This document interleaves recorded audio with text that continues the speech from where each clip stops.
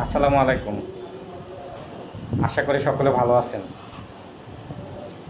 আচ্ছা, আপনারা কি জানেন পৃথিবীতে একটি দেশ আছে যে দেশের জনসাধারণ প্রায় সবাই ডাক্তার? সেটা হচ্ছে আপনার আমার প্রিয় জন্মভূমি বাংলাদেশ।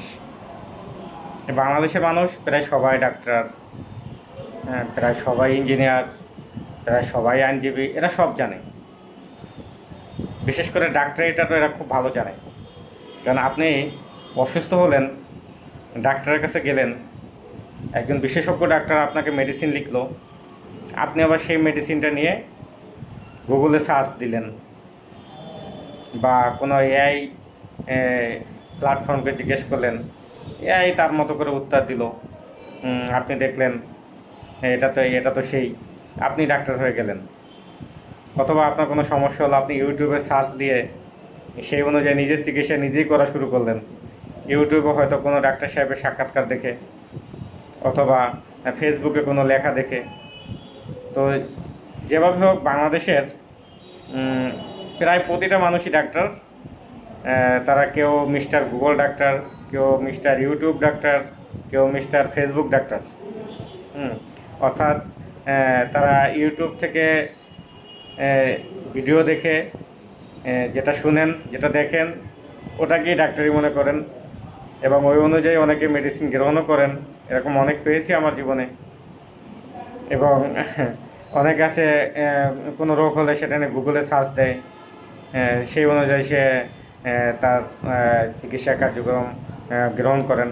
হ্যাঁ, ইউটিউব, গুগল, ফেসবুক, এআই, এই প্রযুক্তিগুলি আমাদের উপকারে আসে। আপনি দয়া করে যারা এভাবে ইউটিউব, গুগল, ফেসবুক বা এআই প্ল্যাটফর্ম দেখে মেডিসিন সম্বন্ধে সিদ্ধান্ত নেন এবং ডাক্তারের লেখা মেডিসিন সম্বন্ধে আপনারা জাজ করেন, তারা দয়া করে এটা করবেন না। মেডিকেল সায়েন্স এত সহজ নয়, এত সহজ নয়। আর আপনারা দেখবেন যে আপনি গুগলকেও যেটাই জিজ্ঞেস করেন বা এআইকে যেটা জিজ্ঞেস করবেন, শেষ পর্যন্ত কিন্তু তারা চিকিৎসকের পরামর্শই নিতে বলে।